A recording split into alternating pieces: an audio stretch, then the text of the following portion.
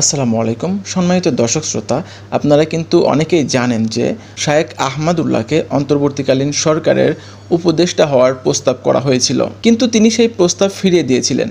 এখন অনেকেই কিন্তু আমরা জানি না যে কেন তিনি অন্তর্বর্তীকালীন সরকারের উপদেষ্টা হওয়ার প্রস্তাব ফিরিয়ে দিয়েছিলেন। তো তারপরে আমরা একটা ভিডিও বার্তা পাই যেখানে শায়েখ আহমদুল্লাহ নিজেই প্রকাশ করেন যে কেন তিনি অন্তর্বর্তীকালীন সরকারের উপদেষ্টা হওয়ার প্রস্তাব ফিরিয়ে দিয়েছিলেন।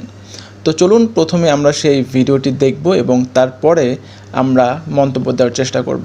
চলুন দেখা যাক।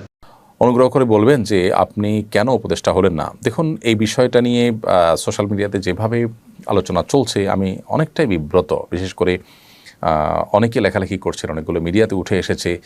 বিষয়টাকে অনেকে যেভাবে চিত্রায়িত করছেন আসলে এরকম না। আমি একটু খোলাসা করি।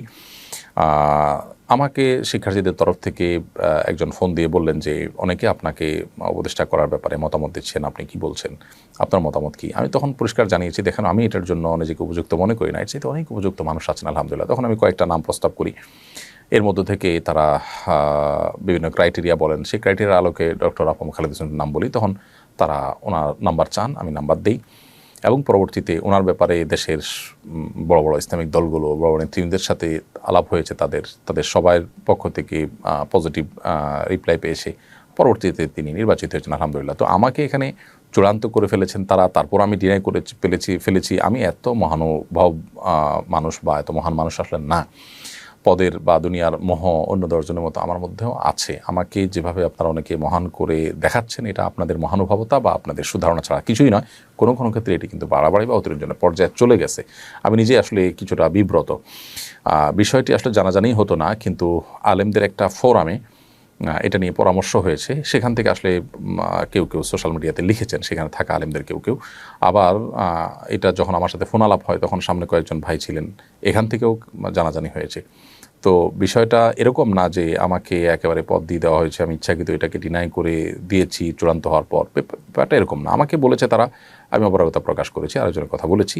এই তো আমাকে যেরকম বলেছে এরকম আর হয়তো অনেক আলেমকে তারা বলেছেন, তারাও হয়তো একই কথা বলেছেন। বিধায় এখানে আমাকে আসলে মহান বানানোটা একটু বেশি হয়ে যাচ্ছে। আল্লাহ তাআলা আমাদেরকে হেফাজত করুন। চলুন এবার মন্তব্য দেওয়া যাক। এখন প্রধান কথা হচ্ছে যে শায়েখ আহমদুল্লাহ কিন্তু চাইলেই অন্তর্বর্তীকালীন সরকারের উপদেষ্টা হতে পারতেন, কিন্তু তিনি এই প্রস্তাবটি ফিরিয়ে দিলেন এবং তিনি পরবর্তীতে এমনভাবে নিজেকে প্রকাশ করলেন যে তিনি এই প্রস্তাবের যোগ্যই না।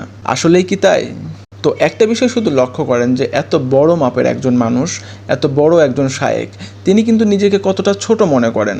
আর আমাদের দেশের প্রেক্ষাপটে যেগুলো হতো, অনেক নিম্নমানের মানুষগুলো যখন কোনো একটা ভালো পদ পেত অথবা কোনো একটা ভালো দায়িত্ব পেত, তারা কিন্তু নিজেকে অনেক বড় মনে করতো। এইখানে শুধুমাত্র একটা জিনিস লক্ষ্য করেন, যারা দ্বীনী অথবা যারা আলেমগণ আছেন তারা আসলে নিজেকে কতটা ছোট মনে করেন এবং তাদের চিন্তা ভাবনাগুলো কত সুন্দর। তো এই মানুষগুলোকেই কিন্তু আমাদের দরকার। আমাদের বাংলাদেশের বিভিন্ন স্তরে, আমাদের বাংলাদেশের বিভিন্ন জায়গায় এই মানুষগুলোকে কিন্তু দরকার। কারণ এই মানুষগুলোকে যদি আমরা পাই তাহলে এই মানুষগুলো নিঃস্বার্থভাবে দেশের জন্য, দেশের মানুষের জন্য কাজ করে যাবে।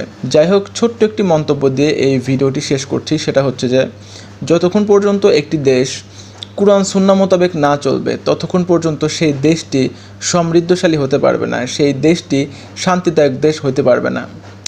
যাই হোক, আজকের ভিডিও এ পর্যন্তই। এতক্ষণ আমাদের সাথে থাকার জন্য অনেক ধন্যবাদ। দেখা হবে পরবর্তী ভিডিওতে। সেই পর্যন্ত ভালো থাকবেন, সুস্থ থাকবেন, আমাদের সাথেই থাকবেন। ধন্যবাদ সবাইকে।